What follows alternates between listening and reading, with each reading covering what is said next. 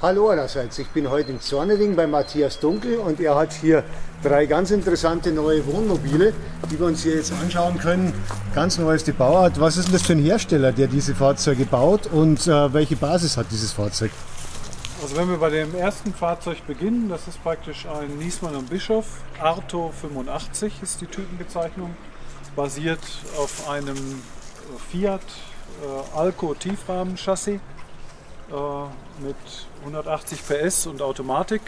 Es handelt sich bei dem Fahrzeug um ein zulässiges Gesamtgewicht von 5,5 Tonnen, was in dieser Fahrzeugkategorie im Mittelklassebereich ist und sehr wesentlich, weil dieses Fahrzeug schwer zu überladen ist.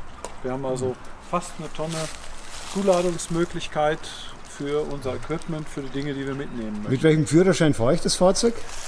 Alle, die den ehemaligen Klasse 3 Führerschein haben, dürfen diese Fahrzeuge fahren, und die Klasse 3 nicht gemacht haben, brauchen den sogenannten C1 Führerschein. Und der fährt mit Euro 6, gehe ich mal davon aus? Selbstverständlich, das ist ein Euro 6 B. Als Es ist praktisch ein Diesel und aktuellste, beste Abgasnorm, die man zurzeit kriegen kann in dem Fahrzeug. Und wie viel frisst der? Der Durchschnittsverbrauch ist so erfahrungsgemäß 10,5 Liter. Die Fahrzeuge werden zwar viel niedriger angegeben, wahrscheinlich kann man sie auch viel niedriger fahren, aber 10,5 Liter ist unser Erfahrungswert durchschnittlich, wenn man in die Berge fährt, mal ein bisschen schneller, ein bisschen langsamer fährt. Und wir schauen uns jetzt zuerst diese Maxi-Version an, die ist 8,50 Meter lang. Oder wie war das? 8,42 Meter lang. Man kann es daran erkennen, dass Fahrzeuge, die auf einem Fiat-Chassis basieren, wenn sie 3 Achsen haben, weiß man immer gleich, das Fahrzeug ist länger als 8 Meter. Das Fahrwerk des Fahrzeugs ist irgendwie mit der Federung auch ganz speziell realisiert worden vom Hersteller? Ja, es ist praktisch so, wir haben hier eine Vollluftfederung, das heißt die Vorder- und Hinterachse ist luftgefedert und lässt sich auf verschiedene Niveaus einstellen. Das heißt, zum einen kann es wichtig sein, ich fahre auf eine Fähre, dass ich das Fahrzeug hinten oder nur vorne anhebe, um da drauf zu fahren. Der zweite Aspekt ist, ich kann es, wie man jetzt sieht bei dem Fahrzeug, ist es sehr tief gefahren. Das heißt, ich bin jetzt so in einem Zustand, wo ich sage, jetzt kann ich optimal beladen. Jetzt ist das Fahrzeug sehr tief, also für den Fahrzustand würde man das Fahrzeug leicht anheben. Und wenn ich dann auf eine Autobahn fahre oder auf eine gut ausgebaute Bundesstraße, gibt es einen sogenannten, so verrückt es klingt, einen sogenannten Sportmodus, der also das Fahrzeug aerodynamischer werden lässt und etwas absenkt, und das wirkt sich auf das Fahrverhalten gigantisch aus, weil es ist wirklich, ich fahre wie auf Schienen, also anders kann ich das nicht bezeichnen. Sportlastwagen, wie schnell darf ich fahren mit dem Fahrzeug? Es ist so, da es sich ja hier um die Klasse eines LKW handelt, würde man sagen, ja, normalerweise 80 km/h. Ist aber so, dass Wohnmobile eine außerordentliche Genehmigung haben. Das heißt, ich darf bis zu 100 Stundenkilometer auf der Autobahn fahren. Gut, dann schauen wir uns mal den von innen an. Gerne.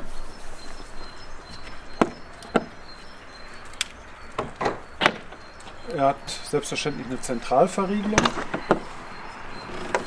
mit einer ordentlichen, stabilen Tür und natürlich der elektrischen Treppe. Kommt man rein ins Fahrzeug, wird man feststellen, wie es in den meisten solcher Fahrzeuge ist, dass man denkt, ups, da ist ja gar kein Bett. Also man sieht überhaupt kein Bett. Das heißt, wenn man reinkommt, hat man einen großzügigen vorderen Bereich. Sehr hell, sehr groß dargestellt, mit viel Stauraum.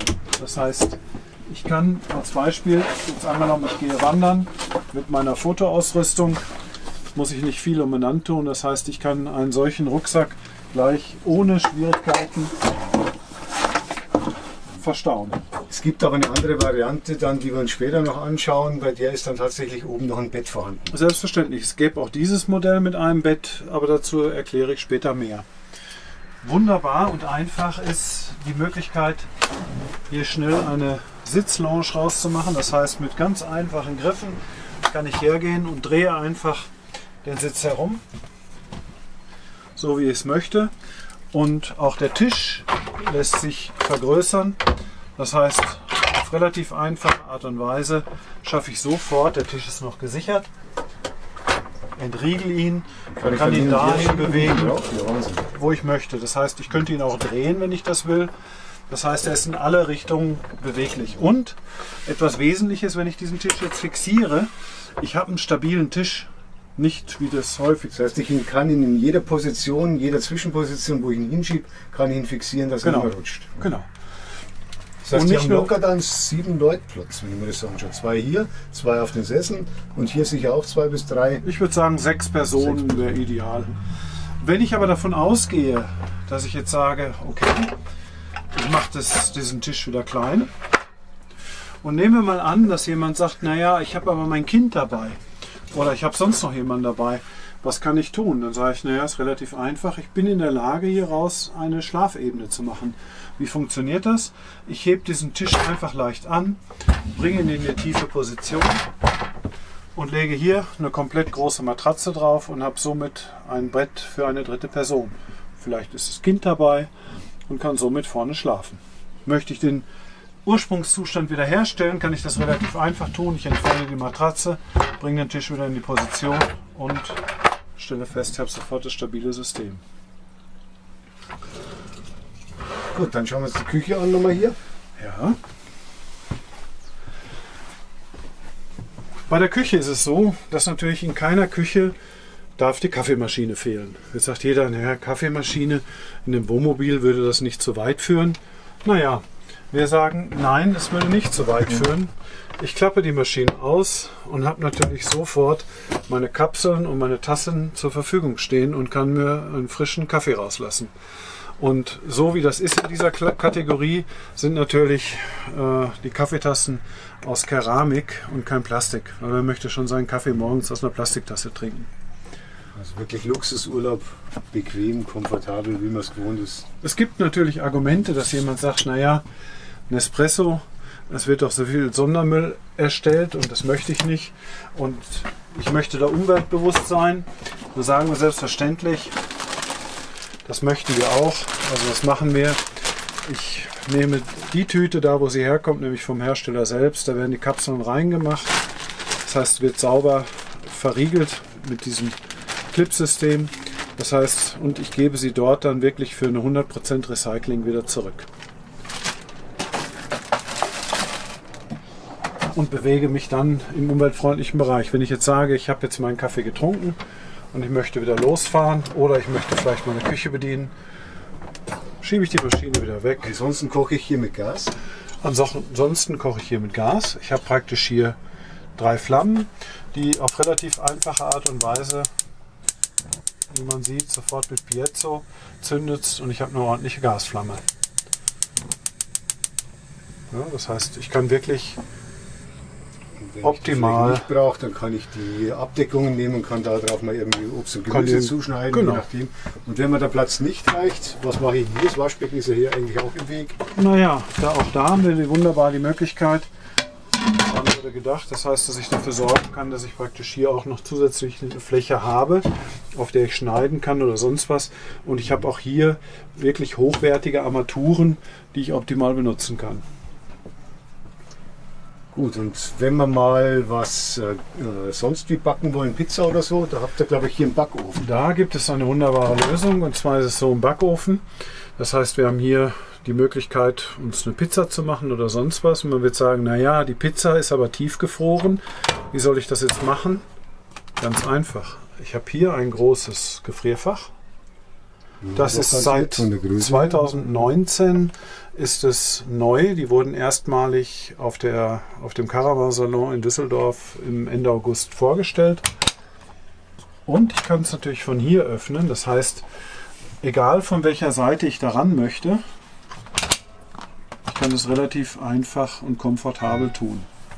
Selbstverständlich gilt das Gleiche für den Kühlschrankbereich. Das heißt, ich öffne hier meinen Kühlschrank. Entweder vom Wohnzimmer oder vom Schlafzimmer, wenn ich mal auf die Schnelle will, dann kann ich vom Schlafzimmer aus. Genau, das heißt, ich muss nicht um meine Tür drumherum tanzen, sondern öffne sie von hier. Das so ist eine gute Idee. Das ist einfach hervorragend. Das nächste ist, dass ich sage, ich möchte den Bereich abtrennen, oder wenn Sie mal bitte noch einen Schritt vorwärts gehen, sehen wir hier ist eine Dusche, bei der ich glaube sagen kann, dass so mancher diese vielleicht sogar zu Hause nicht hat, geschweige denn in einem Hotel. Das heißt, wenn ich diesen Riegel einfach so öffne, kann ich hergehen und auch großzügig mit viel Platz in diese Dusche. Wenn ich sie da verriegeln möchte, ist das relativ einfach. Das ist durchdachte Technik. Das heißt, ich öffne den Griff, schiebe ihn wieder rüber, schließe ihn und das ist fest. Ja? Dann natürlich sehr auffällig ein großes Waschbecken, wo ich nicht extra irgendwo rein muss. Das heißt, ich habe hier mein Auszugssystem, in dem ich Dinge lassen kann, habe hier mein Waschbecken und natürlich einen großen Spiegelschrank mit verschiedenen Utensilien. Ein weiteres Highlight in diesem Fahrzeug ist die Toilette. Jetzt könnte man sagen, ja, was ist schon an der Toilette ein Highlight?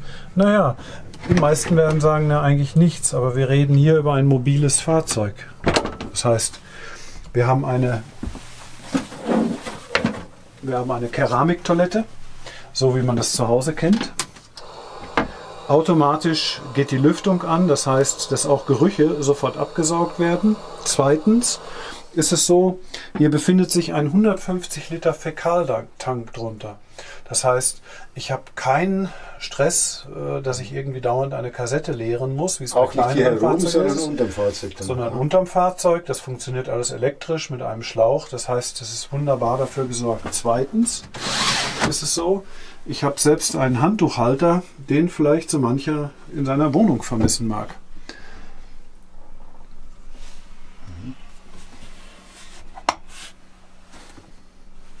Und natürlich wieder mal der notwendige Stauraum, den man gerne hat. Und selbstverständlich auch auf der Seite.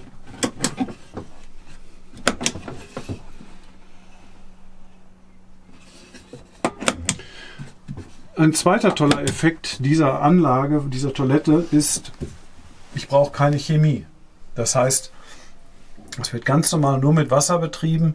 Es ist keine Chemie notwendig, die man hier einsetzt. Es ist bei diesem System nicht notwendig. Und hier habe ich natürlich weiteren Stauraum und hier sind auch die Toilettenrollen untergebracht. Und selbstverständlich bekommen unsere Kunden Toilettenpapier mit auf den Weg. Weil es einmal umweltfreundlich ist, zum einen, und zum anderen ideal für diese Toilettensysteme ist, weil es sich selbst zersetzt. Die Tür nebendran ist ein richtiger Kleiderschrank, tippe ich jetzt mal drauf. Das ist ein richtiger Kleiderschrank, in dem ich praktisch hergehen kann und auch Jacken reinhängen kann, so wie ich das möchte. Ich kann die Fächer verstellen in der Größe, so wie ich es brauche und so wie ich es gerne hätte. Und das Licht geht automatisch an in dem Kleiderschrank, sobald ich ihn öffne. Und hier ist es so, wir bieten ja die Möglichkeit an, dass wir praktisch Bio-Bettwäsche als Option zur Verfügung stellen. Was Standard ist, dass wir diese Bezüge auf allen Wohnmobilen passgerecht praktisch in allen Mobilen im Einsatz haben. Also es muss nicht jemand, weil wer hat solche Maße? Niemand. Ich muss also nicht hergehen und mir Gedanken darüber machen, oh Gott, wie soll ich denn dieses Bett beziehen? Ein weiterer Komfort ist, wenn ich jetzt hier rumklappe, sieht man hier das berühmte Froli-System, das heißt ein optimales Schlafsystem. Und was Sie erkennen können, ist, da vorne ist ein Thermostat in der Ecke. Und da wir ja hier praktisch eine Warmwasserheizung, so wie man das von zu Hause kennt, im gesamten Wohnmobil haben, kann ich hinten den Schlafbereich kühler einstellen. Dass ich eben sage, okay, ich möchte ein bisschen kühler schlafen, ich habe es nicht gern so warm im Schlafzimmer, also reguliere ich die Temperatur runter. Das zweite, was hier hinten gleich auffällt, ist, dass wir in diesem Fahrzeug auch die Möglichkeit haben, vielleicht, dass man Sportschau gucken möchte oder was auch immer, oder einen spannenden Film am Abend oder eine Doku oder was auch immer gern gesehen wird. Und vorne ist ja auch noch mal ein Fernseher. Ja. Auf beiden das gleiche Programm? Nein, Sie können auf beiden Fernsehern unterschiedliche Programme gucken und es stehen Ihnen, ich muss fast sagen, endlos Programme zur Verfügung, weil die Satellitenschüssel empfängt alles. Die Schüssel können wir uns ja nachher auch gleich noch mal anschauen draußen, wie sich die ausrichtet. Ja. Die wird ja automatisch ausgerichtet. Genau. Habe ich vorhin schon verraten bekommen. Hier ist praktisch ein großes Fenster mit zwei Möglichkeiten. Moskito, Fliegenschutz ist ein wichtiges Thema im Sommer. Abdunkelung im Sommer ist ein zweiter wichtiger Aspekt. Oder ich lasse es ganz auf, wenn ich es vielleicht einfach nur hell haben möchte. Sternenhimmel genießen. Sternenhimmel genießen. Und hier habe ich die Möglichkeit, dass ich so ein Ambiente-Licht mir einschalte. Was wir speziell in diesen Fahrzeugen abgeändert haben lassen, was nicht Standard ist, wir haben auf jeder Seite USB-Dosen. Das heißt, heutzutage im Zeitalter der Schnittstellen und Technik gibt es hier USB-Dosen an jeder Bettseite. Überhaupt Stromversorgung bei diesem Fahrzeug ist sowieso nicht standardmäßig so konfiguriert hier, dass es ganz speziell ist in diesem Fahrzeug. Ja, also dieses Fahrzeug ist praktisch, und das ist für uns gewissermaßen die Regel, einen solchen Standard zu schaffen, dass man sich wohlfühlen kann und autark bleiben kann. Das heißt, wir haben 2 Solarzellen auf dem Dach und verfügen über 3 Batterien im Aufbau, die also dafür sorgen, den Strom auch entsprechend zu speichern. Des Weiteren in diesem Fahrzeug und auch in dieser Kategorie ist eine Unterflur-Klimaanlage. Das heißt, sie hat ein Klimasystem, was ja mittlerweile bei den Temperaturen, mit denen man manchmal rechnen kann, wirklich das Fahrzeug so runterkühlt, dass es optimal ist. Das heißt also wirklich dann dass es kühl ist.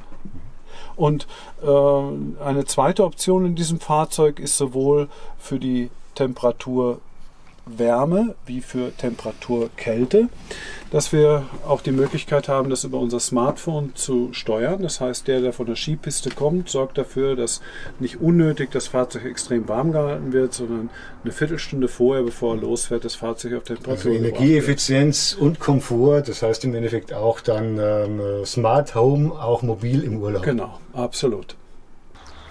Und wenn ich jetzt stehe am Campingplatz, normalerweise stehe ich ja nicht auf Rädern, sondern ich fahre manuell Stützen raus. Hier geht es sicher nicht manuell, sondern elektrisch, oder? Naja, man muss dazu sagen, dass in der Regel, wenn man am Campingplatz ankommt, man auf irgendwelche Keile fahren muss. Wir halten das bei dieser Größe von Fahrzeug für ungeschickt. Das heißt, ich habe hier ein automatisches Hubstützensystem, was ich gerne mal demonstrieren kann. Das heißt, durch eine einfache Regelung kann ich dafür sorgen, dass das Fahrzeug praktisch auf Niveau gebracht wird. Wie funktioniert das? Die Hubstützen fahren aus, stellen fest, wie das Fahrzeug steht und bringen es absolut in die Waage, sodass ich einen optimalen Schlaf und Aufenthalt habe, da wo ich hinfahre. Das heißt, er macht dann wirklich dann eine Nivellierung mit Wasserwaage, mit elektronischer, Korrekt. Dass ich komplett flach stehe. Korrekt. Und jetzt schauen wir uns mal diese Hebeeinrichtung genau an, wie das funktioniert. Also es ist zum Beispiel so, vielleicht kann ich das mal ausführlich erklären. Das ist praktisch das System, um das Fahrzeug in die absolute Wasserwaage zu bringen. Ich schalte hier mal ein. Das heißt, wir sehen, die Hubstützen sind alle eingefahren. Und ich gehe jetzt her und sage, ich möchte jetzt absolut in der Waage stehen. Also drücke ich einmal hier drauf. Fahren die automatisch. Haben wir hier einen Fuß? Das heißt, jetzt wird Hubstütze für Hubstütze ausgefahren. Und ab dem Moment, wo alle Hubstützen Bodenkontakt haben, wird gemessen, wie weit das Auto in der Waage steht. Und fängt dann an, Hubstütze für Hubstütze so zu korrigieren, dass das Fahrzeug absolut in Waage steht. Und man sieht jetzt hier an dem Display, dass praktisch alle 4 Hubstützen aktiv sind. Und in dem Moment, wo eine Hubstütze Kontakt zum Boden hat, sieht man, leuchten sie dauerhaft. Und jetzt wird justiert. Und jetzt wird festgestellt, das Fahrzeug steht nicht in der Waage. Und man sieht, wie sich das Fahrzeug jetzt bewegt.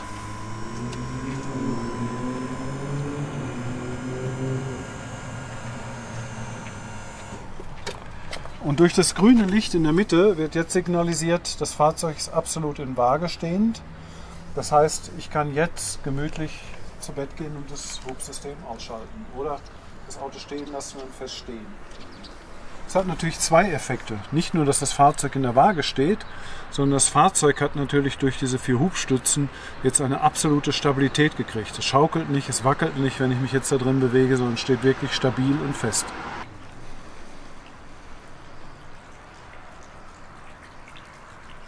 Wichtige Ergänzung. Wir haben hier von der Firma Goldschmidt die Fernbedienung für das System, was ich vorhin erklärt habe, die sogenannte Luftfederung, Vollluftfederung an Vorder- und Hinterachse. Dieses System lässt sich nur einschalten, wenn praktisch die Zündung eingeschaltet ist.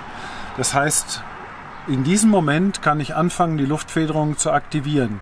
Gut, dann schauen wir uns noch die ganzen Schnittstellen, sage ich jetzt mal, besser gesagt, die ganzen Anschlüsse des Fahrzeugs außen an. Da gibt es ja verschiedene, vom Dieseltank bis verschiedenes mehr Strom und so weiter. Hier ist der sogenannte die Einfüllklappe für den Dieseltank. Hier haben wir nur Diesel bei dem Fahrzeug, kein AdBlue. Kein AdBlue. Es ist praktisch so, dass Fiat das noch über ein anderes System geregelt hat, es entspricht Euro 6b nach aktuellster, neuester Norm und ist umweltfreundlich. Das zweite ist, hier ist der Stromanschluss. Was viele nicht wissen ist, wir benutzen ausschließlich orangene Kabel. Mittlerweile sind diese in Italien Pflicht, weil es wäre dann eine böse Überraschung, wenn ich praktisch auf einmal Strafe zahlen muss, weil ich kein orangenes vorgeschriebenes Kabel verwende. Österreich ist kurz davor, das zu etablieren im Gesetz. Stolperfalle oder irgendwie elektrisch auch irgendwas auf sich? Elektrisch ist es so, dass es praktisch einen Sicherheitsaspekt hat, dass man das Kabel sieht, da wo das Kabel verläuft. Also hier ist es so, dass praktisch wir liefern unsere Kabeltrommeln 20 Meter mit dem richtigen, vorschriftsmäßigen orangenen Kabel aus, dass man nirgendwo im Ausland Ärger kriegt. Das zweite Effekt ist, wir haben hier noch eine Schuko-Steckdose. Das heißt, es bietet einfach noch ein bisschen mehr Komfort, falls ich jetzt gerade mal irgendwo draußen 220 Volt brauche. Dann direkt daneben ist der Einfüllstutzen fürs Wasser. Hier haben wir einen 200 Liter Frischwassertank, der mir im Grunde genommen alles ermöglicht. Direkt darunter eine ganz wichtige Klappe und entscheidende Klappe. Und zwar finden wir hier das sogenannte Entsorgungssystem. Das heißt, hier unter der Klappe verbirgt sich praktisch die komplette Entsorgung. Hier vorne ist das elektrische Ventil. Wenn ich dieses elektrische Ventil öffne, wird der Fäkaltank hier entleert. Jetzt wird man sagen, naja, ich kann das ja nicht einfach da rauslaufen lassen, das ist völlig richtig. Was mache ich? Ich ziehe die Kappe ab, das ist der Entsorgungsschlauch. Was mache ich? Ich stecke diesen Entsorgungsschlauch einmal hier auf den Fäkaltankstutzen und natürlich da, wo die Fäkalien entleert werden. Das heißt, ein guter Campingplatz ist so ausgestattet, dass ich nicht irgendwo mit dem Kübel hingehe, sondern dass ich meinen Anschluss habe. Genau. Und es ist auch so, dass selbst, also als Beispiel Italien ist da sehr vorbildlich, dass ich selbst an fast jeder Raststätte Entsorgungsstationen habe. Das heißt, ich fahre wie auf einen größeren Gully, mittlerweile auch immer mehr Plätze haben das gleiche, fahre auf einen Gully und dann brauche ich den Schlauch natürlich nicht und kann es direkt rauslassen. Gut, und das kleinere Fahrzeug, das dann keinen hat, hat dann hier halt einen Kübel wahrscheinlich. Nein, das kleinere Fahrzeug hat ja hier keinen Fäkaltankanschluss, sondern hat eine Kassette, die ich rausziehen kann. Das zweite ist hier das Abwasser oder Grauwasser. Das heißt, was mache ich? Nachdem ich die Toilette entleert habe, stecke ich gleich den Schlauch auf den Grauwasseranschluss, spüle somit eigentlich mit dem Wasser den Schlauch nochmal aus. Grauwasser heißt Duschwasser und Waschbecken. Duschwasser, und so Waschbecken, alles was ich so habe. Und das ist relativ gut zugänglich oder sehr gut zugänglich angebracht. Man sieht hier vorne sind zwei rote Hebel. Dieser rote Hebel ist praktisch, wenn ich den Frischwassertank vielleicht für den Winterbetrieb oder aus welchen Gründen auch immer entleeren möchte. Und dieser Hebel ist fürs Abwasser. Hier auch nochmal beschriftet, dass man sich also gar nicht vertun kann. Gut, was haben wir hier noch für einen Anschluss an der Seite? Moment. Das da, das ist nur die Entlüftung vom Gas. Also es ist kein Anschluss in dem Sinne, sondern das ist Zwangsentlüftung für die Abgas, damit man vom Gas, genau. Das zweite ist, es gibt mittlerweile ja viele kriminelle Energien, die vielleicht über solche Öffnungen Betäubungsgas einströmen lassen in dem Fahrzeug. Auch hier sind wir abgesichert. Das heißt, unsere Fahrzeuge haben einen Gaswarner, erkennen jede Form von Gas, auch wenn, ich sage jetzt mal, betrieblich vielleicht irgendwas defekt sein sollte, was vermutlich nicht sein wird. aber selbst da ist man geschützt oder eben halt vor Fremdeinwirkung mit Betäubungsgas oder ähnlichem. Wird vom Gaswarner sofort erkannt und ein Alarm ausgelöst. Unsere elektrische Markise über 6 Meter Länge, die praktisch elektrisch rausfährt. Welche Ausladung? Ungefähr 2,50 Meter, 2,50 Meter bis 3 Meter. Was man hierbei beachten muss ist, da das ja eine sehr große Fläche ist, sind im Grunde genommen 2 Dinge. Das erste ist, was ich jetzt ab dieser Ausrichtung mache, ich stoppe sie kurz und gehe her und klappe praktisch relativ einfach 2 stabile Ständer aus. Das heißt, um die Markise zu unterstützen, auf beiden Seiten.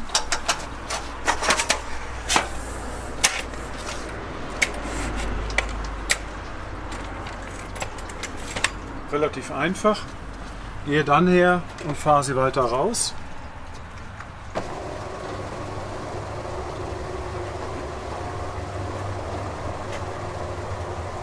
Stelle hier die Höhe an, dass ich vernünftig drunter hergehen kann. Das zweite ist, ich verriegel das System einmal auf dieser Seite, verriegel es auf der anderen Seite. Und das ist eine regenfeste Beschichtung, schätze ich jetzt mal. Das ist eine regenfeste Beschichtung. Jetzt würden wir normalerweise stehen wir ja auf der Wiese oder irgendwelchem Untergrund. Das heißt, ich würde mit Heringen fixieren auf der einen Art. Und dann gehe ich her. Dann wird es gespannt. Und wird gespannt. Das heißt, dadurch habe ich ein stabiles System. Sollte es jetzt so sein, dass ich sage, es ist mir vom Wind her ein bisschen unheimlich, dann haben wir in allen unseren Mobilen praktisch eine Möglichkeit, hier in diesem Kedersystem ein Spannsystem anzubringen. Das heißt, entsprechende Heringe, Spanngurte etc. werden in jedes Fahrzeug von uns von Hause aus beigelegt, dass ich also wirklich sicheren, schönen Urlaub haben kann. So, das große Fahrzeug haben wir uns angeschaut. Jetzt sind wir hier mit einem kleineren Fahrzeug. Ja, das kleine Fahrzeug ist praktisch 7,78 Meter lang. Man kann das von außen an den Fahrzeugen bei voll integrierten oder integrierten Wohnmobilen daran erkennen, dass wir nur 2 Achsen haben. Und deutlich ist sofort bei diesem Fahrzeug, wenn ich jetzt die Tür öffne, ich habe eine richtig massive, stabile Tür. Selbstverständlich auch wieder mit Sichtschutz, wenn ich das möchte, dass mir keiner reinschauen kann. Und wenn ich die Tür schließe, und das kann man jetzt deutlich hören, hört man, dass sie nochmal näher ranzieht. Das hat 2 Aspekte. Der eine Aspekt ist ein Sicherheitsaspekt, das heißt, dass die Tür richtig ordentlich verriegelt. Und der zweite Aspekt ist, dass ich neben Sicherheit auch einen akustischen Effekt habe. Das heißt, das Fahrzeug ist sehr leise innen. Also nicht, wie man das oft kennt, dass es sehr laut ist im Wohnmobil und da hört man einen himmelweiten Unterschied, wenn draußen es etwas lauter zugeht. Gut, dann schauen wir uns den jetzt mal von innen an. Ach, elektrisch, ja. Ja.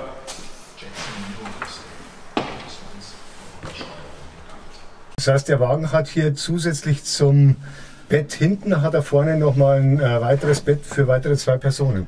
Genau, das heißt, wir haben 4 feste Schlafplätze, wir könnten allerdings sogar 5 Schlafplätze herrichten. Bei diesem Modell, so wie dieser ausgestattet ist, 4. Das heißt, ich gehe her, ich klappe auf relativ einfache Art und Weise, klappe ich mit einem Hebel die Sitze nach vorne. Ich kann hier praktisch einfach entriegeln und kann das Bett runterheben. Das heißt, ich schwenke es nach vorne. Und gleich mit Sichtschutz und mit allem. Und habe ein Fenster, habe Sichtschutz, habe eine Länge von 2,6 Meter und eine Breite von 1,40 Meter. Das heißt, optimal, um gut zu schlafen. Und wenn man jetzt sagt, vorne habe ich vielleicht die Kinder untergebracht und hinten sind die Erwachsenen. Das Fenster kann man aufmachen auch. Ja. Das kann man auch aufmachen. Ja, das heißt, dass ich gleich frische Luft habe oder halt, dass ich sage, als Fliegengitter oder wenn es mich einfach stört, weil ich länger schlafen möchte, ich möchte es komplett abdunkeln oder damit es auch nicht zu warm wird im Fahrzeug. Also ich kann das hier frei einstellen, so wie ich möchte. Das zweite ist, wenn Kinder vorne sind, die vielleicht noch zu klein sind, habe ich hier die Möglichkeit relativ einfach und kann ein Gitter hier oben einhängen. Also auch das ist ohne große Schwierigkeiten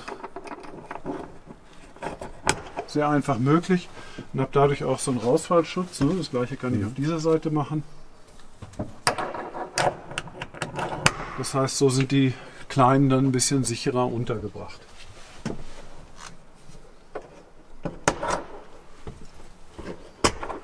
Alles funktioniert sehr. Das in den Fahrzeugen, in denen zusätzlich dann dieses Bett noch vorhanden ist, für die Leute, die dann als Familienurlaub fahren. Einen habt ihr ja, bei dem nur 2 Plätze sind oder 3 Schlafplätze sind. Genau, es ist praktisch so, dieses Fahrzeug und auch das andere Fahrzeug, was vom selben Typ ist so ausgestattet. Von dem Hersteller gäbe es natürlich auch die Möglichkeit zu sagen, ich möchte hier gar kein Festbett haben, sondern dann sind hier ringsrum Schränke angebracht und auch ein größeres Fenster. Also das sind die Möglichkeiten. Und wenn ich sage so, jetzt möchte ich nicht schlafen, sondern ich komme irgendwo an, dann gehe ich her wieder mit einem Hebel, relativ einfach, kann ich praktisch den Sitz wieder in die gewünschte Position bringen und ohne großen Aufwand mit einem Hebel drehe ich den Sitz. Ich gehe natürlich her, weil so würde ich ein bisschen verloren wirken. Also was mache ich? Ich betätige einfach einen Hebel. Das heißt, der Fahrersitz geht auch höher. Mache den Sitz hoch und jetzt stimmt es für mich. Das heißt, jetzt gehen wir auf gleiche Ebene. Das heißt, auch hier die gleiche Geschichte. Hier sitze ich jetzt relativ tief.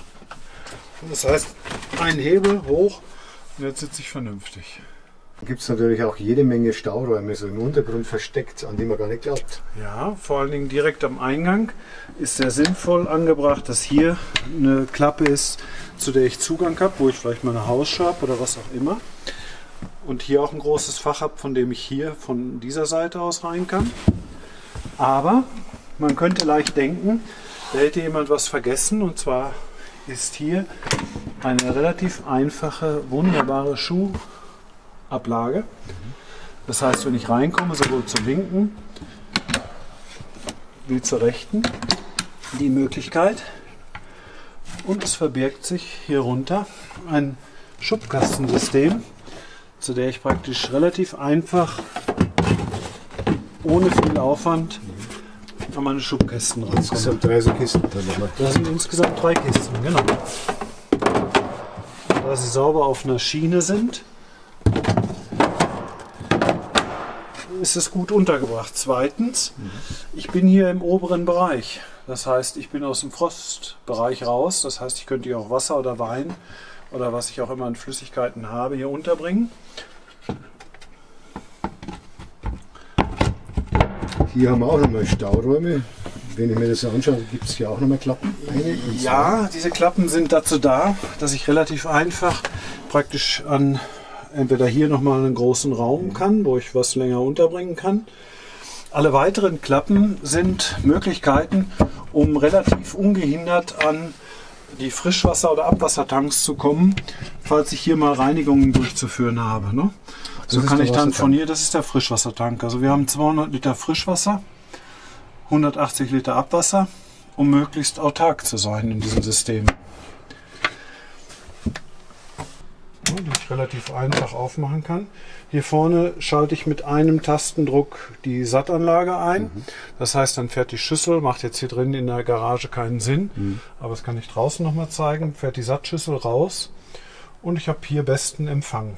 Die kann man wahrscheinlich auch rausschwenken, wie man haben will, den Fernseher. Ja, beim Fernseher ist es genauso.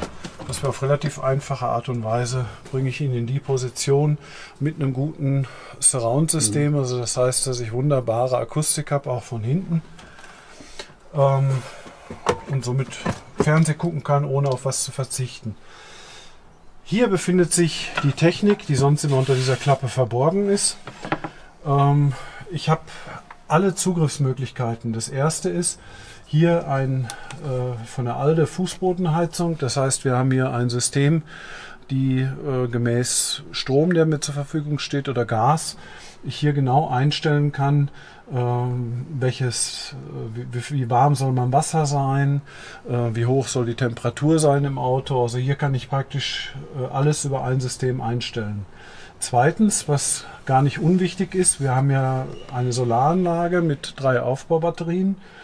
Da habe ich hier eine intelligente Steuerung, und zwar sorgt die einmal dafür, dass ich einstellen kann, so wie es jetzt steht, dass sie nur lädt. Also sprich, wenn ich jetzt am Stromnetz bin, brauche ich eigentlich nur die Ladefunktion meiner Solarzellen. Wenn ich jetzt völlig autark stehe irgendwo, das heißt auf grüner Wiese, mache ich den Schalter rum und habe überall an den Steckdosen 220 Volt hier im Auto.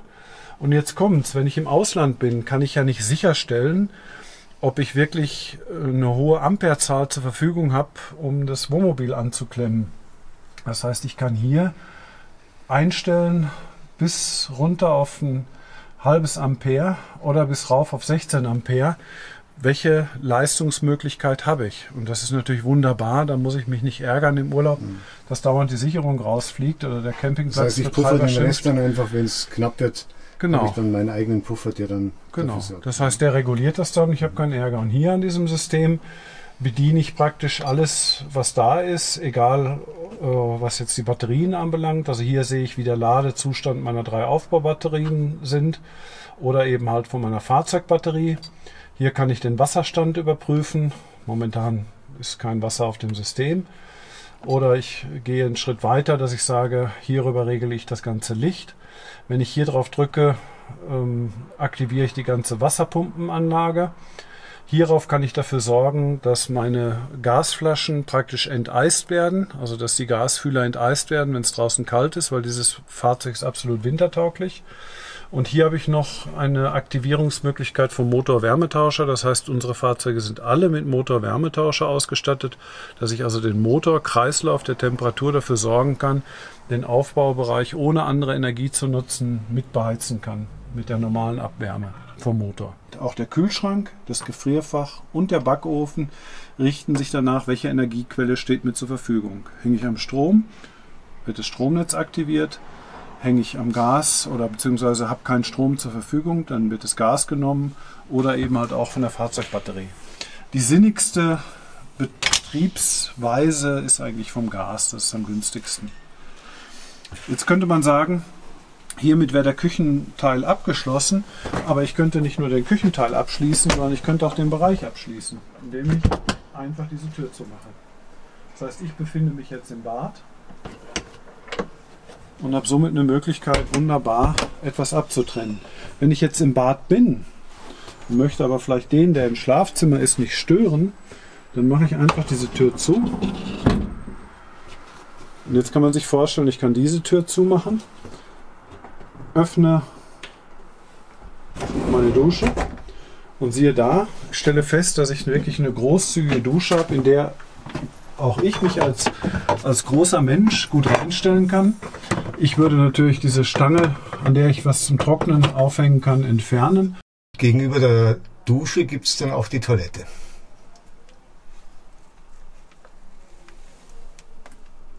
Ja, genau.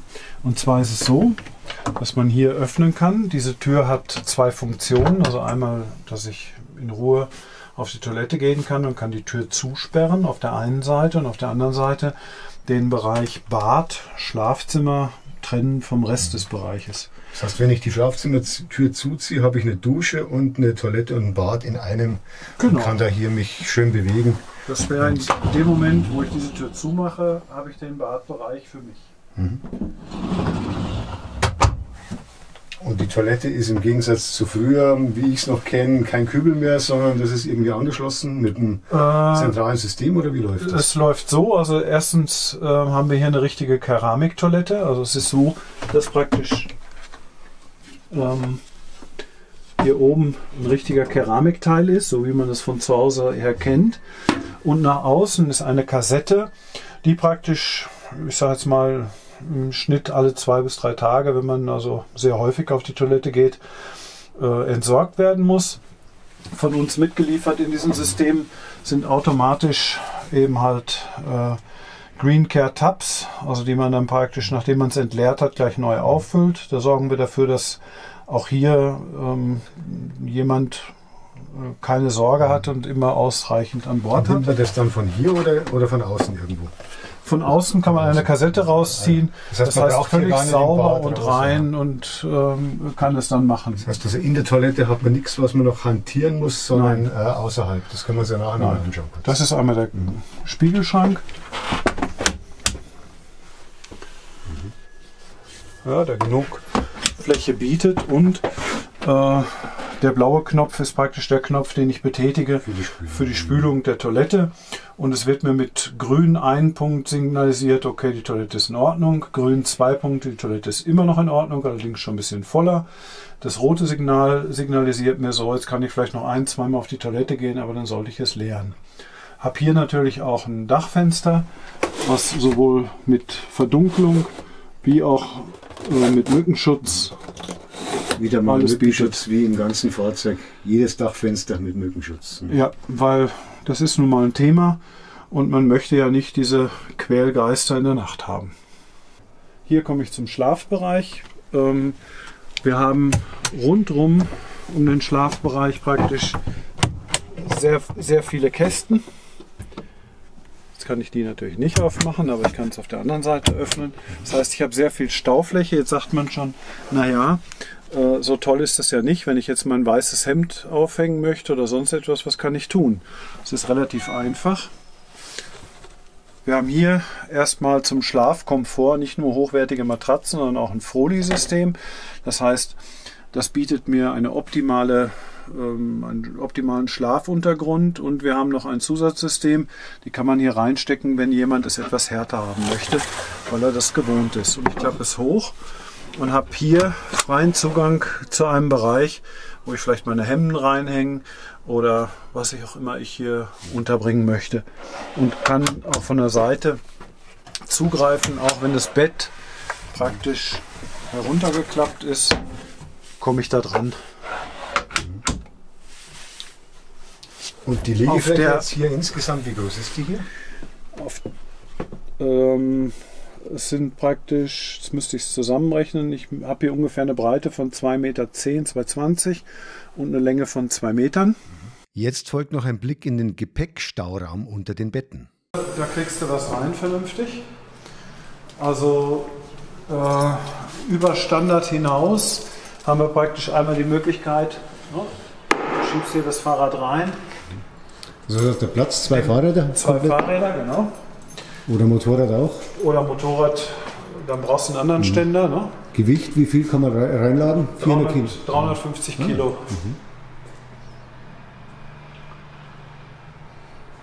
Und da ist noch Stauraum für verschiedene andere Sachen? Genau. Also man macht meistens dann hier, es sind über Zurösen, die beim Fahrzeug gleich mit dabei sind. Auch eine Außendusche. Das heißt, ich kann hier meine Stühle und Tische hänge ich knapp an die Wand. Und kann hergehen, dass ich sage, ich möchte aber ein Schubsystem haben, also wo ich vielleicht noch Utensilien mitnehme, was ich auch brauche. Die Dusche dann zum Saubermachen des Fahrrads oder was? Oder zum selber duschen? Den Mund abwaschen, du selber willst draußen duschen. Also es ist warm und kaltes Wasser. Das heißt, du hast alle Qualitäten, die du von zu Hause erkennst, nur halt klein ausgestattet. Ja, das reicht völlig aus. Weil man will den Dreck ja nicht im Fahrzeug. Und hier kannst du praktisch dann einstellen, ne, die Temperatur und wie viel. Und hier sind die Zurösen, die auch total einfach technisch so einstellbar sind an jeder Stelle des Autos. Die Notkurbel für die Markise, wenn es mal nicht elektrisch losgeht, oder? Hier sind die Markisen nicht elektrisch. Bei dem großen, da es 6 Meter ist, haben wir gesagt, da brauche ich es elektrisch, weil das ist schon mächtig. Und ich kann hier hinten praktisch das ist vielleicht der Vorführeffekt, kann ich die Schubkästen rausfahren.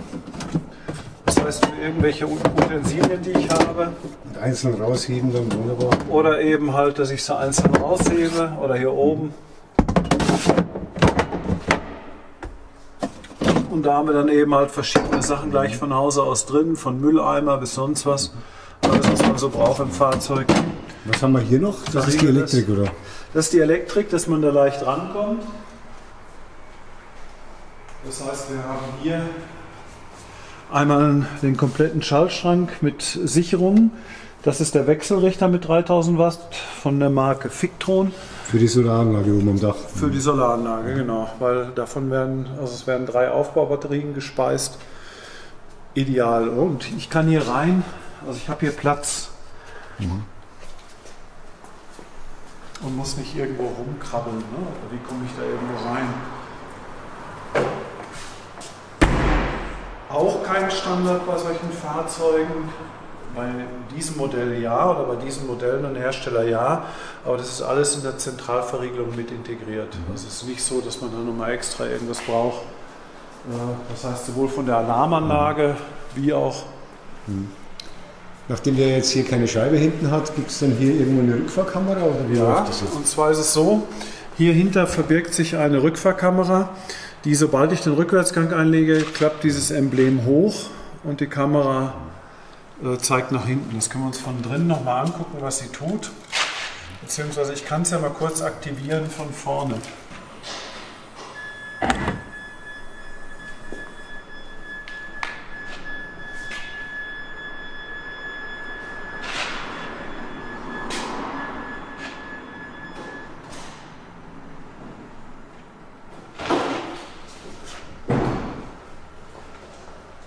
In dem Moment, wo der Rückwärtsgang eingelegt ist, bleibt die Kamera draußen. Ich könnte natürlich auch während der Fahrt die Kamera stellen. Das heißt, dann könnte ich nach hinten schauen, was da los ist. Also es ist beim Rückwärtsgang geht es automatisch. Oder wenn ich vorne aufs Navigationssystem drücke, kann ich praktisch direkt hinten sehen, was ist da los. So, jetzt haben wir auch das kleine von den beiden Wohnmobilen gesehen. Und es war jetzt ein recht interessanter Ausflug hier in diese Welt dieser Premium-Camper. Matthias Dunkel, bedanke mich für die tollen Erklärungen. Sehr gern.